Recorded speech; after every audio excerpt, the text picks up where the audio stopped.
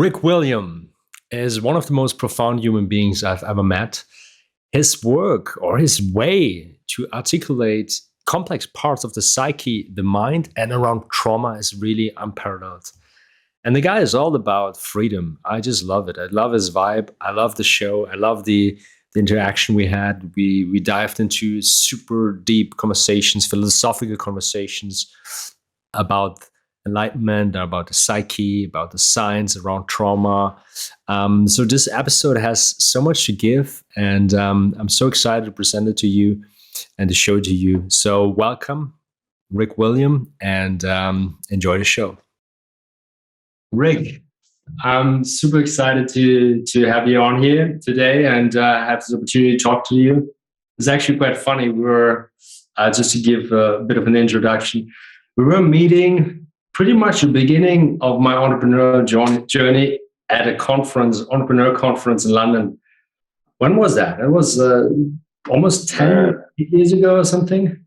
Yeah, it's got to be like 2013, 2014. Yeah, something like that.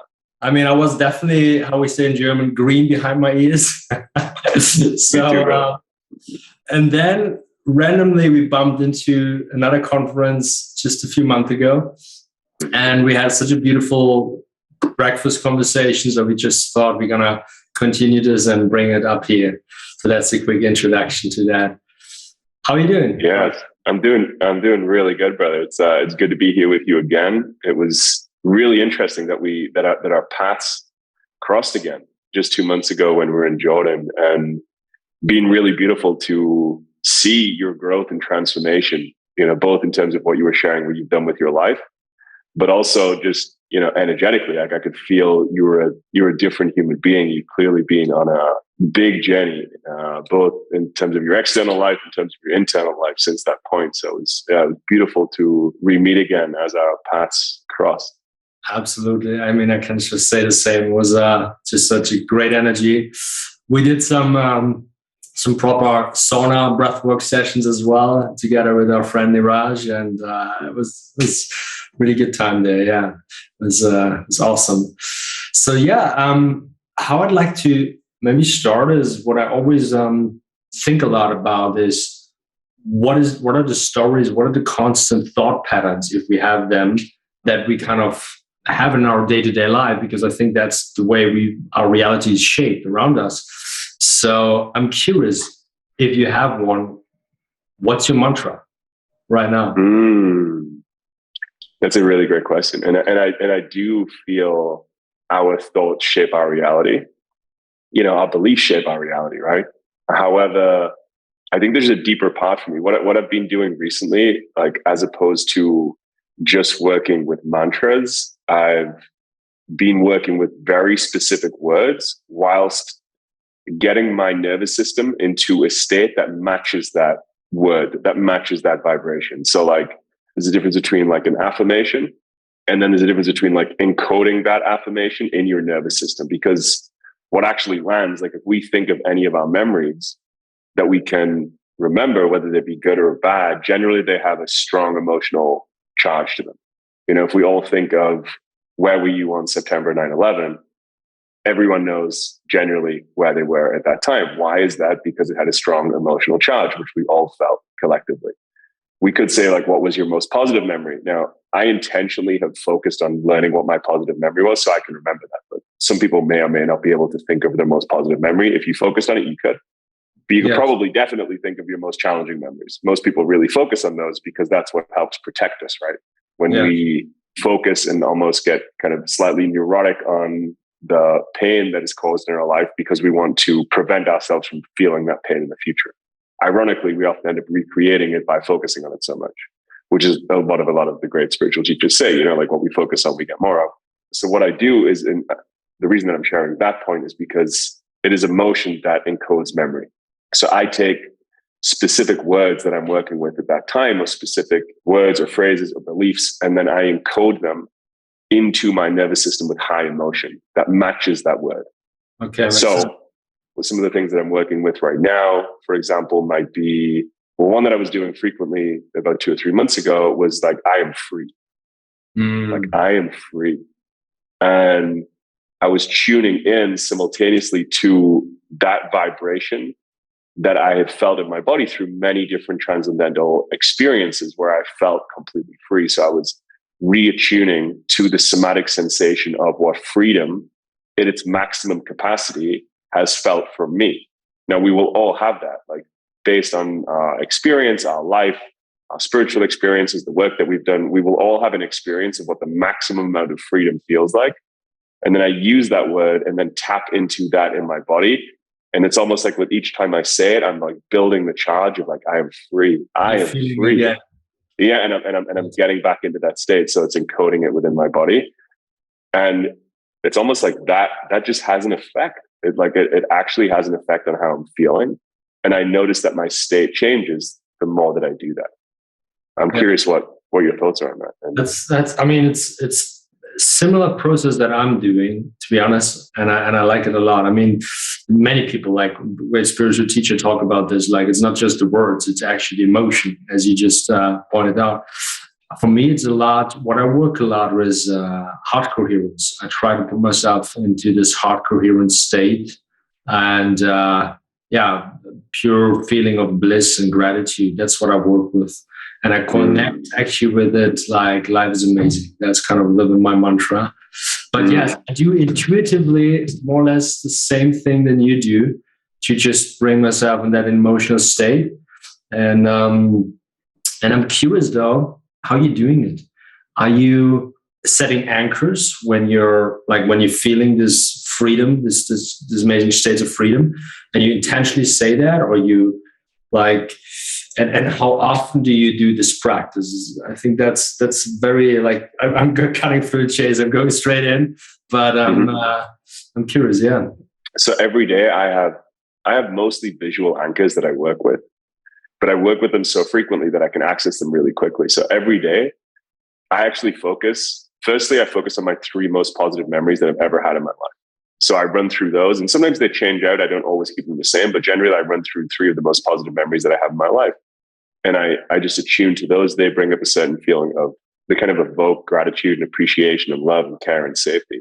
And then from that space, I move into a specific state that I'm trying to feel. And often I'm tapping back into just the most authentically me and the most free that I've ever felt, like the most empowered and the most free that I've ever felt. And there's a specific experience that I've had where I felt that.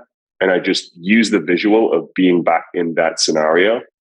And then I visualize myself being there now. And when I do that, the somatic sensations of that experience move through my body as if I were in that state of being right now. So it's almost like that the memory is the anchor that I'm calling on, which then re-evokes the state within my body. Just like often when we think about something that's been challenging in our past, whether that be an ex-girlfriend, a breakup, a loss, a death, a trauma, often when we think about it, it brings that state back up and we feel anxiety or depression or sadness or despair or shame or guilt or whatever it might be.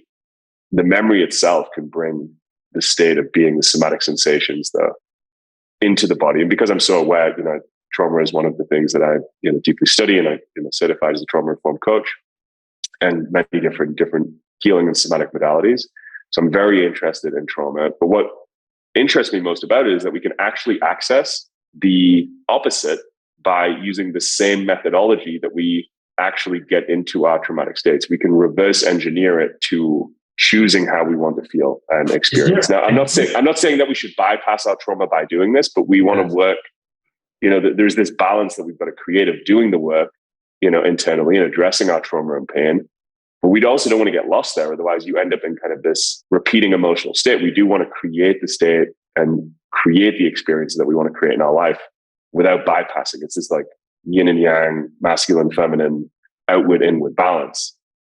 I was just curious, is there actually, basically what you're doing is you're anchoring the positive in the same way that trauma is automatically anchored in the nervous system. Is there a word for this? Like, is there what? Is there an opposite word for than trauma? Like for the positive? Freedom? Okay. Maybe. I don't know. I've not thought. It's a great Oh, the word. What's the opposite of trauma? It feels like freedom. Yeah. Yeah. That's beautiful. It's beautiful. And that's pretty much also your work, no? That's that you work a lot with entrepreneurs, like, and doing that. Like, do you want to elaborate a little bit on that? I'm curious. Yeah, that's predominantly the people that I'm working with are high level executives and entrepreneurs. And yeah, like I help them get free. Often many people have figured out how to get free financially. And that's kind of the first mountain, right? If we look at Maslow's hierarchy of needs, we want to create freedom in our life so that we feel physiologically safe. However, physiological safety doesn't necessarily create psychological fulfillment and psychological nourishment. We don't often feel we can have an immense amount of safety. In fact, you can have millions, multi-millions, and billions and still feel like you're unfulfilled, that you're not connected, that you're not loved. So generally, the people that I work with are high-level people who figured out how to create financial freedom and safety in their life. And because I spend such a huge amount of time learning how to get free internally, and it's just a skill set, just like you learn an entrepreneurial skill set. Like I just put an enormous amount of hours and time and investment into learning how to get free internally. I actually sacrificed intentionally time building business and external wealth to go and do that. When I was 25, I had a kind of choice point moment where I had to come back from the States. My business was up for sale at that time for a 7-figure sum. And I had the choice point where I had to choose to go back and recreate that business because something went wrong and it would take at least 2 years to get it back to the same valuation. And it's just business. These things happen. And I made the choice point that actually my freedom was more important. Like getting free internally was more important to me. Now that's not the case for everyone. But for me, that was a choice that I had to make. It was a hard choice because I'd spent 5 years building that business and there were many people linked to it. But getting free internally and now helping other people get internally free is way more interesting to me. I think external freedom is beautiful. Absolutely. Like we want to create external freedom. We want to create communities. We want to use our wealth to do beautiful things in the world and connect each other and build solutions for problems that we face.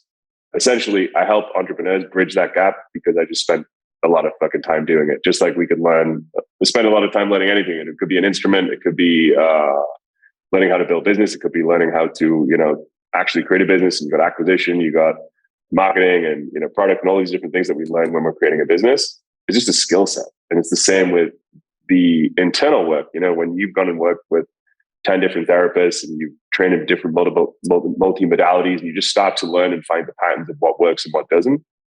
And then you apply that to yourself and you create an internal life that feels rich, then it's very easy to help people on that same journey.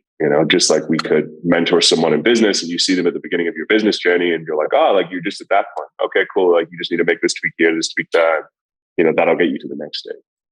Agreed. Yeah, makes sense. Yeah, it's a beautiful journey. I mean, I spend also a tremendous amount of hours on that. Maybe not. I wouldn't have even called it internal freedom for myself, but I think it's just a natural curiosity, like meditating hours and hours and working on it, doing shadow work, and it's a beautiful and very enriching journey, but sometimes really tough one. It's definitely it's a deep journey. I'm curious, what led you to this journey? Pain. Okay. Yeah. And like you, it's like I was suffering, I'd created a life that I thought was going to create happiness and fulfillment. And I spent an enormous amount of hours, 60, 70 hours a week as an entrepreneur doing that. And I realized that I built that life because it was essentially to appease and please others, but it was unconscious. It was completely unconscious. Mm-hmm. And it just felt very empty. I wasn't really creating life on my terms. I wasn't aligning it with my values and who I am as a human being. And it just felt empty. So I had to deal with the pain of that. I had to feel the pain of that, of the life that I created. And then I had to figure out how to undo all of that to create the life that I wanted to create. So it was really just coming from pain. It was it was just the pain of living that and then trying to figure out, okay, how do I figure this life thing out? How do I create a life that is authentic and true to me and my heart? And I've followed that ever since. And every time I did that and I made choices that were in alignment with my heart, my life got better. Every time I did that. my life got better. My friendships got better. My relationships got better.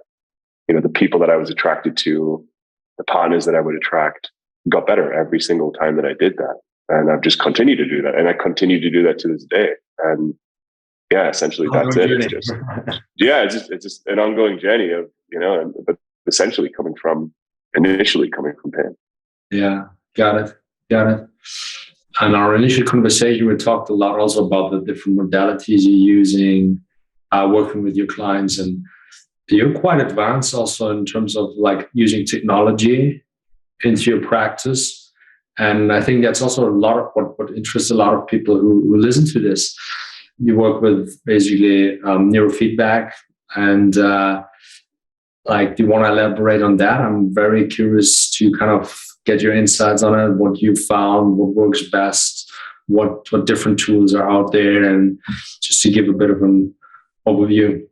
Yeah, no, that's a great question. Especially with there's so many tools. Yeah. Yeah, no, there's so many tools. And that's how I see them. Like, there's a multitude of tools we can use, from psychedelic therapies to somatic therapies to NLP to hypnosis to breath work to coaching and deep inquiry and conversation and talk therapy. And these are all just tools. The way that I see them is they're just tools. Yes. Now, the most effective way to approach any problem, like in business, is that if we approach it from multiple angles. So it's called multimodality. So the best way to approach any problem in healing, from my experience, what I've found, is when I approach it from multiple angles. It like chips away. I get to see new perspective, understand it from a new angle. And that actually creates a more effective solution. It's holistic. Yeah. So that's how I approach my clients. And the way that we use technology, which, to answer your question, was that neurofeedback is one of the tools which has been, deeply proven in terms of increasing focus and mood since about the 1950s. It's been widely studied, and it's just an incredible tool that we get to bring into my practice at this time, because we have the technology available and accessible that can be shipped out to a client, and they can be doing at-home neurofeedback to work alongside coaching and somatic work and so on and so forth. So it's just another tool that helps some clients, especially high performance clients, that want to be able to tap into, say, deeper levels of focus so that they can improve their performance, or they want to improve their sleep, or they want to improve their mood and emotional regulation, because it does increase. If you can increase your attention, then your ability to make more effective decisions naturally increases. So it's just one of the tools that I bring in. It's just super cool that we get to. How do you choose actually the tools you're applying for your clients? Or what do you mean? How do you decide, okay, now I'm choosing this tool, I'm choosing this tool? Like, what's your decision-making basis matrix? My decision will be based on what that client says they want. So whatever it is that they're working on, just like someone may come into your home with a toolbox and you are like, okay, I need the light fixed. Well, you say, okay, well, I get the screwdriver out and I get the step ladders out and I'm going to go fix the light bulb. Yeah. And so if someone comes and they say that they're, wanting to, improve their relationship, but they notice that they're emotionally dysregulated and they're losing their temper and they're not able to stay present with their partner. They're getting triggered when they're in that scenario and it's causing a lot of distress and disconnection, as it naturally does.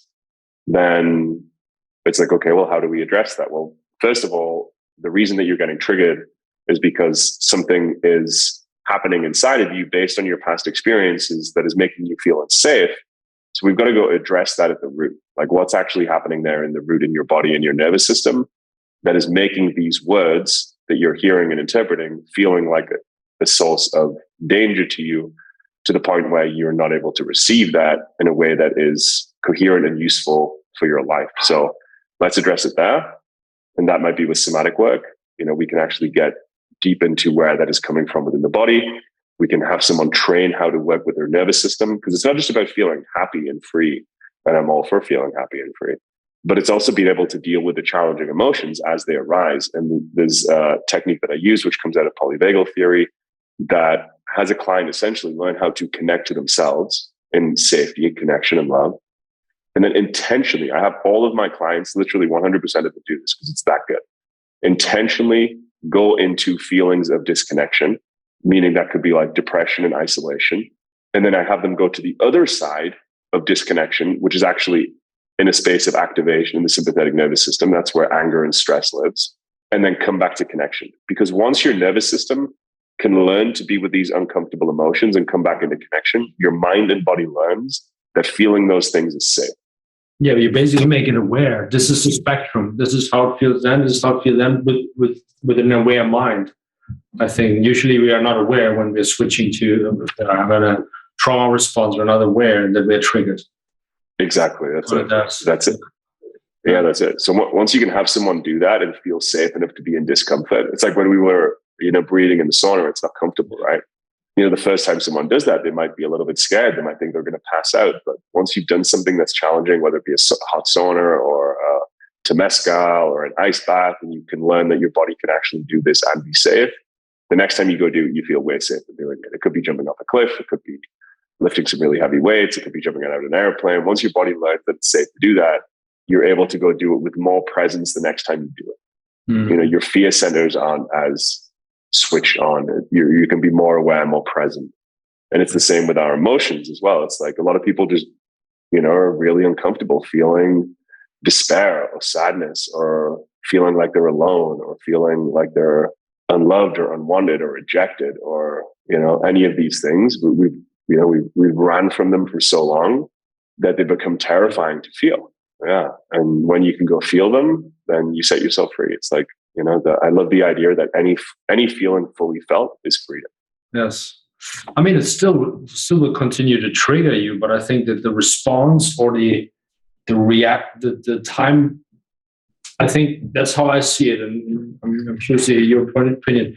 If you still might get triggered, but the time that you become aware and act, like basically don't react or stop your reaction from happening, like from the trigger event, this time just shrinks down.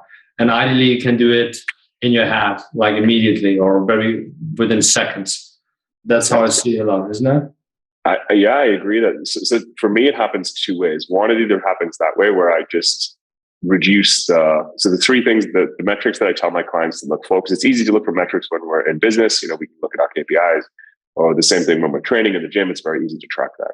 Yeah. Super easy. However, when we're healing, we're doing internal work. How do you track that? Well, pretty easy also, but it's somewhat, you've got to just be more aware as you do this. So it's pretty easy to track it internally. So the three ways that we can track that is, are you reducing the intensity? Are you reducing the frequency?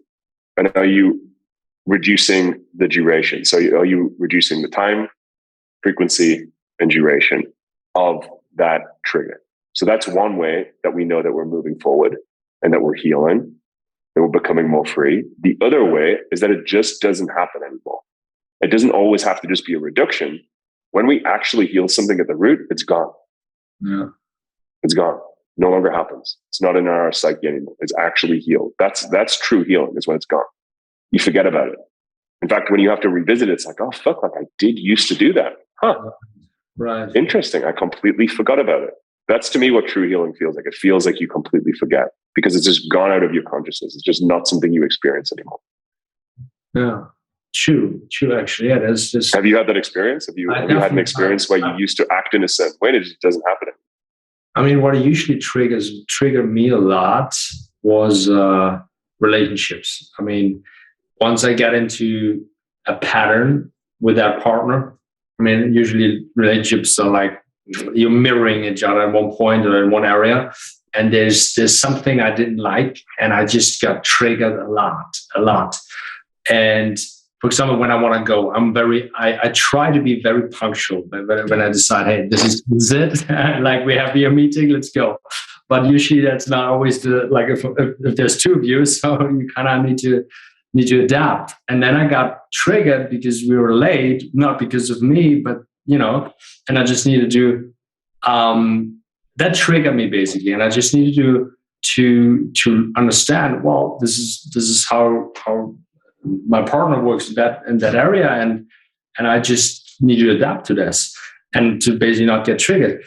That took me quite a bit, and I think I'm still getting slightly triggered, to be honest. If I'm in similar situations, I haven't been in a situation like this in a while, but like as you said, your metrics they just shrink down a lot. And I cannot think of a concrete example, but I'm pretty sure there was definitely things which just stopped appearing in my life. And sure, yeah, this is actually, yeah. And man, I still get triggered. Just to be clear, I still get triggered, but I just mean that it's not. We can heal from things. We can let things go, and then new triggers arise. We learn. Like I begin to see, oh, okay, I'm not free in this area. Recently, I've had some dreams come up which have showed me some areas where there's still some work to do. And I'm in a new relationship at this time, and there's some areas there where I'm noticing some more subtle triggers. They're very subtle. They're not like hard triggers that would like have me react. That's also another thing. I feel like if you once resolve a trigger, then whatever is beyond or underlying comes out, because that's the most significant. Have you had that? What do you mean by that? Like you resolve the bigger trigger because you put all your attention on this trigger, but then smaller things that just make you, it's not even, you don't even react, but it just make you a little bit more nervous, a little bit more uncomfortable. The attention can freeze up and you shift to them. Like, have you had that? Meaning like that the big trigger is gone and then other triggers that are smaller kind of begin to arise in that space. Exactly. Yeah, I think that's where it's at right now. It's more subtle. And the truth is, at this point, like I could probably just completely deal with that. It feels like it's at a level now where it's like it's completely manageable. Like, yeah, I could probably stop doing the inner work and live a very comfortable life in terms of my relationships. Yes. I don't want to do that because I love this work, and I always want to be more free in a healthy way. Not like I'm obsessing on it, but it's just like, oh, okay, like that's creating a level of disconnection within myself, which is creating a level of disconnection between me and my partner or a friend. And I have the skill sets or the resources to be able to go work with people to help uncover that so that I can feel more connected in my relationships and to myself. That's really it. Yes. Do you think there's a place where you have no trigger at all? As in, like, does that exist? Is it for a human being? Yeah. Well, I think like any of the humans who have achieved, absolute internal freedom or enlightenment, or they've just got completely free of mind, then from that space, I would imagine that, but I've not experienced a person who is living in that state. And I'm not even sure I don't know if it's my path and my dharma in this life to live into that, but maybe more just to accept and love my humanity. But I guess it would be possible. It's like, it does seem like, could you heal all of your wounds and be free? Do I believe that? Yes, I believe that's possible. Yes. No, I agree. And I think that's enlightenment, basically. When I'm like, but now when we are having this, okay, this is enlightenment, where does presence play into this trauma trigger work? Because I think these people, they are in the absolute present, they're in the absolute here and now. So do you actually have, like, is this another way or another tool, as you described it, to circumvent triggers or heal or become free? Well, if we take Buddha for an example and Vipassana, what is he doing there? He's sitting in absolute presence with the sensations that were in his body. That's how Buddha, to the best of our knowledge, got free. So he was burning off karma. I think that's the way they talk about it, which is allowing the sensations, the somatic sensations, released from the body. So he is working with the body. He's using presence and the sensations of the body to get free. So that's combining the two together. Right. And that's what I do think presence is an important factor in creating internal freedom. And if we look at what, for example, Dr. Gabor Mate says, might be Bessel van der Kolk, I could be misquoting here, but trauma is an illness of not living alive in the present moment.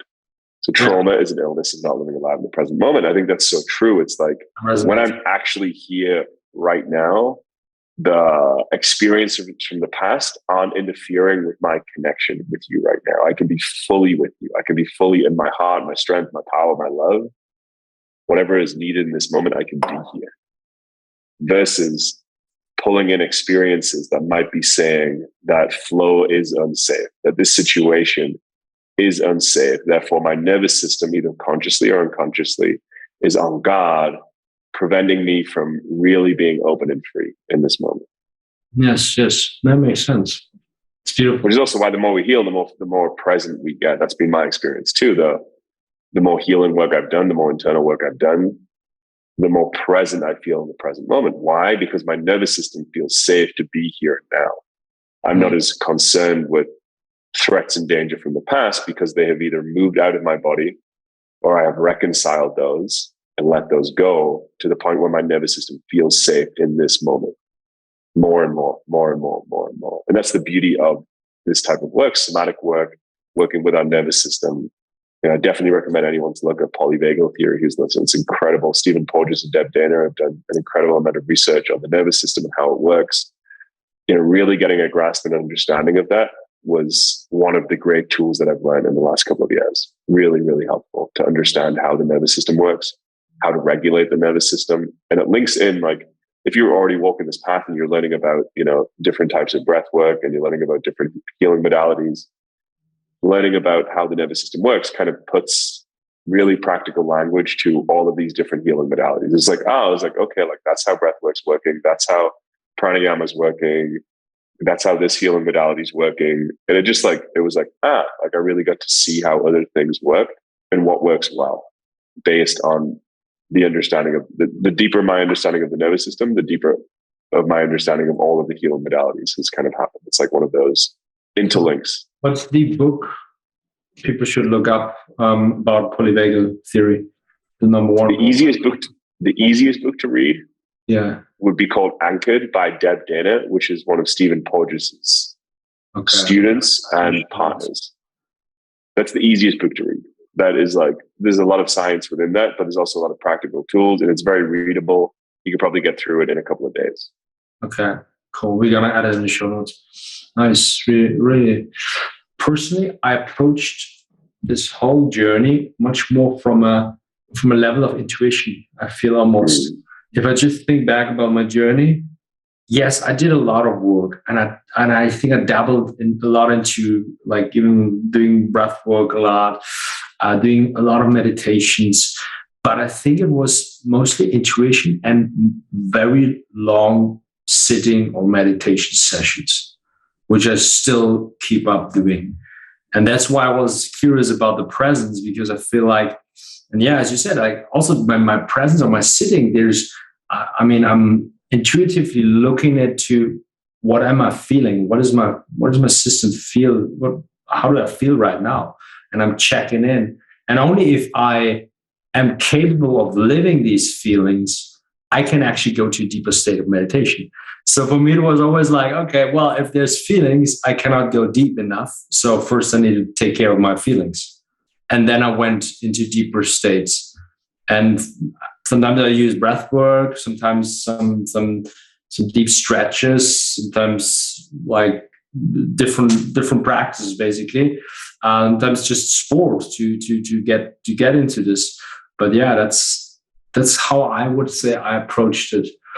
Yeah. And what motivated you to get into this work? Very good question. I feel I just have probably somewhere, yes, there was definitely a pain. There was definitely a pain that triggered me to constantly improve, constantly get better. And every time I found a way to improve, be it business, be it life, be it personality, be it a lot of different things, I got curious and I studied it and I applied it. So yes, there was a pain, there was a trauma, and that combined with I'd say scientific mind. I'm not sure if you're aware, I studied physics, so I'm actually by education a scientist. So I have this scientific approach to a lot of this work and a lot of even the spiritual work or spirituality and how the mind works. And I'm just testing and trying out different things. And I keep a journal. Okay, this is what I did today. I did whatever, half an hour, this type of meditation, half an hour, this type of meditation. And it was then, I think this initial pain, which triggered me to go on this journey, combined with an insane curiosity, I feel. I think it's the best way to learn anything is, whatever the motivating force is, plus curiosity, I think is only going to take us it's only taken me into beautiful places. So it's beautiful to hear that it's developed for you to get you to this point where you're at today. Beautiful. Yeah. Curiosity is what drives us ultimately. I feel like this is the ultimate drive for everything, I feel. And since you're working a lot with this, what's your definition? And probably the definitions out there, I haven't looked it up before that, but what's your definition of emotional intelligence? My personal definition? Yes.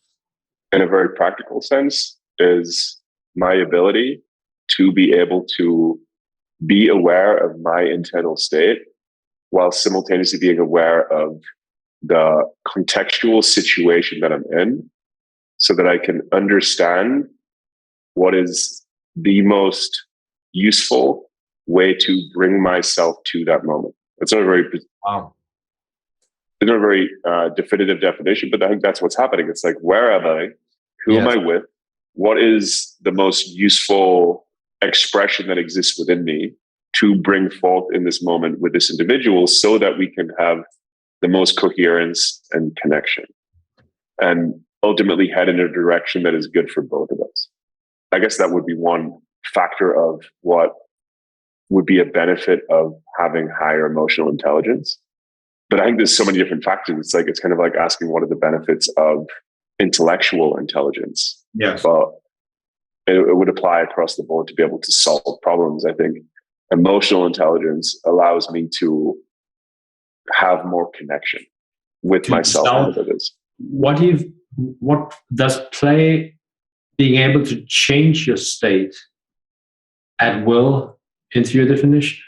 I don't know if it would enter my definition, but it would definitely be a factor of emotional intelligence, is to be able to change your state relative to the situation that you're in. Yes. Because if you're bringing a state of excitement to another human being that isn't in any near coherence to that state of excitement, then you're probably going to create disconnection and not have a positive experience for either of you. So it would just be an unuseful state for that specific context. Whereas if you're at a birthday party or surprising a loved one, the state of excitement would probably be very useful. It'd probably make it a better experience for you and the other. Therefore, you would have positive results. So I think the intelligence piece of it is like, do your actions create positive results for yourself and others? And can you choose the state that you're going to bring to that scenario that's going to increase your probability of having the outcomes that you want and that also benefit others? Yeah. What's the quickest hack to get more emotional intelligence, in your opinion? What do you teach around that? Well, like anything, we can only have a relationship to others based on the level of depth and relationship that we've had to ourselves. The more empathy that I have for myself, my pain, my beauty, my brilliance, the more that I'm able to have that for you. I can see that in the other because I have that connection to myself. So I think having an incredibly rich inner world allows you to have incredibly rich connections with other people. And I think that's the benefit of the inner work. The real benefit of doing the inner work for me is actually having better connections with other people. I think what's essential is that really what we're trying to do is to get our self-love higher than our need to be loved by others. Because when your self-love is higher than your need to be loved by others, that allows you to actually show up and be truthful and honest and authentic, and you actually have something to give. Yes, I see. I agree. Totally. I mean, that's the universal problem. How much you fucking love yourself. That's like, I mean, we all lack that to some degree, I would say. Yeah, because it comes back into our core wounds. If we look at the core wounds of a human being, it's not being loved, being abandoned, or not being accepted for who we truly are. So we shut that down. And underneath those two fears, they're psychological. The reason that we have those fears is because if you're abandoned, you die. If you're not accepted by the group, you don't reproduce. So essentially, underneath those two psychological fears is annihilation, meaning that you don't get to reproduce or you die, which is why we're afraid of being abandoned, which is why we're afraid of being ourselves. And that's why doing the inner work and being yourself is literally the most courageous act that you can make as a human being. The most courageous act. 100%. I agree. Because you're facing the fear of annihilation. Being yourself, you're facing the fear of annihilation. Loving yourself and being honest in a conversation with a lover or with a friend that may make that person not like you because you're just being truthful in a way that's considerate, of course, may make that person leave you because they have the choice to do that. So to actually have honest, truthful, connected conversations requires us to love ourselves and requires us to face those two greatest human fears and essentially confront our fear of annihilation. Yeah, beautifully put. 100%. Makes totally sense. Wow. That actually funnily came to me in a dream. I've been thinking of that idea for some time, but there was a piece missing that actually came to me in a dream last week. It's just interesting that happened. I'd missed out the annihilation piece. I would frequently talk about the two human fears of being abandoned and being truly be ourselves. And I didn't articulate or put enough emphasis or enough thought into where they're really coming from. And I was like, in my dream, it showed me through symbolic representation that underneath those was the fear of annihilation. Yeah. Not just death, but annihilation, meaning that it could be death or not being able to reproduce. Yeah. I mean, ceasing to exist. Ceasing to exist, yeah. Exist, that's it. Yeah, so straightforward. I mean, that's the number one, like we like why we are here. I feel like there's this constant drive to continue to exist. That's I feel like life. When I was still studying, I was looking at life, and I was looking at what life actually is. And there's some definitions on life, and scientific community is quite unisense on that, but there's some physicists who go deeper and think about what it is, and it's like even Schrödinger wrote a book. Evan Schrödinger, the guy from Schrödinger's cat, he wrote a book about what is life actually, and he was talking about that. Basically, it looks like if in physics you have always, let me kind of pull a bit back and just give it a bit of a bigger picture. In physics, you have like the second law of thermodynamics, which is basically saying that everything moves toward a state of higher unorder, more chaos. Everything in the universe. So if you leave your room for like a couple of weeks, there's more unorder, there's more dust there. Or if you leave it for 1,000 years, the house falls down, there's more unorder. But if you look at life seemingly does the opposite. It creates more order. Like a tree becomes a forest, there's so much more order. And even like human life in a way, we tend, like the intellect, we're trying to create more order. And it seems like it's the opposite. So I had this idea when probably 15 years ago or so, and I was like, hey, what is it? It doesn't really make any sense. It doesn't add up. Nobody's talking about it. So I was researching it, and I came across this book from Schrödinger, What is Life? And he basically diminished this idea and said, yes, we basically absorb negative entropy, how he calls it, from the sun. And that's just a bubble of more, but it's basically like a conservator of this negative entropy. That's what life is. That's how I still don't find it very satisfying. And I feel like this is also why a lot of us have this drive to even sustain beyond that. And maybe that's possible for life, to sustain beyond like an energy source of like the sun or so. But this is a little bit how physics looks at what life is. And it's very, very interesting to see like this drive of sustaining within all of us, and see it also zoomed out in this grand scheme. Yeah, just a little bit of. No, it's fascinating. I love that. I love that idea. So can you just recap on what Schrödinger's kind of final perspective was on that? I didn't quite understand. So basically his perspective is the second law of thermodynamics, that everything in the universe tends to go towards more entropy. Is still solid. It's a law. It's like we only observe that. That's it. There's Which no, it's like another way of saying we're moving towards death. We're moving towards an ending. In a way. And it's kind of, I don't like it from a beauty aspect of it, but that's what kind of physics observe.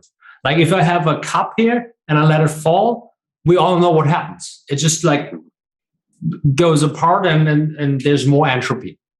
If we have, I think isn't there two ways of looking at it? Because there's two, in terms of from a spiritual perspective, there's the totality, and then there's the everythingness, and then there's the nothingness. Is he not just looking at it from the nothingness perspective, as in everything is dying? Because the other perspective is everything is living. And I think actually what is more true, and because the brain likes to hold things in binary ones and zeros, I think the truth is that it's both. It is living and dying. That is life. Yes. From a spiritual side, yes. But even from a physics side, it is living and dying. The tree, I'm here in Costa Rica and surrounded by jungle. The tree is living and dying. It is going into more order, but leaves are falling, and then it continues to grow more, and then a branch falls, and then so on and so forth. So it's in both a phase of entropy, but it's also in a phase of life. It is life and death. If we look at a human being, it is masculine and feminine. We are living and dying. We are this balance between two energies. Yeah, that feels more true for me. And then I can hold the beauty of life, which is beautiful, and then I can hold the beauty of death. But if I look at infinite life, I'm like, ooh, you kind of lose the juice of life. If I just look at death, I'm like, oh, you kind of lose the beauty of life. And for me, it's always the combination of those two. I love how my mind always likes to go to absolutes. It wants to go to some binary answer so that it feels safe. That's the physics approach. Always, you go to the basically to the extremes. That's how you always approach. I feel like this is how science approaches things. Like borders, you go to extremes basically, and then you see how things look there. But it's not true. It's not reality. Yeah, that's interesting. That's interesting. Makes very sense. And I like this approach. I mean, it's also much more like the Taoist approach of seeing the universe as one organism that is constantly evolving and moving. And there's always, there's no binary. There's just like an interconnection of everything. And that feels more true. That feels more true to me too. Yes. Exactly. Beautiful, man. Awesome. What a beautiful conversation. Yeah, brother. Amazing catch up, amazing reconnection. And thank you. Do you wanna share with the audience where they can find more about your work, where they can find more about you, and what you're up to, and what tools you're using, and Okay, yeah. First, I just want to say thank you for the opportunity to, connect with you today, connect here with you today. Thank you for the opportunity, and thank you for everyone listening. We're all walking the path together, and the fact that you're here listening to me says that you're also a fellow walker of the path. So it's great to get to share with you. And if you'd like to come and connect with me, the best platform for that is probably Instagram. So my Instagram is @IamRickWilliam. But also, if you'd be interested in some of the stuff I said about the nervous system, I have a bunch of free resources, kind of nervous system exercises that can be done at home. There's one called Total Morning Activation. And there's also one called Total Resilience, which is essentially a resilience exercise. If you remember before, I was talking about being able to feel those states of discomfort and come back into connection. That is an exercise that I have available as a free resource on my website. There's a bunch of other stuff on that too. And that's www.rickwilliam.com. And you can find all of that there. But if something has been valuable to you within this episode and you'd like to start a conversation, feel free to drop into my DMs. I'm always open to connect and converse with all you guys. So beautiful. Yeah, we put all that also in the show notes. Any last words you want to share? Any last thoughts? Just thank you, brother. Thank you to having me on, and thank you for just a beautiful conversation. Appreciate it. That's intention, man. Thank you. Appreciate it as well. Thank you, man. Beautiful.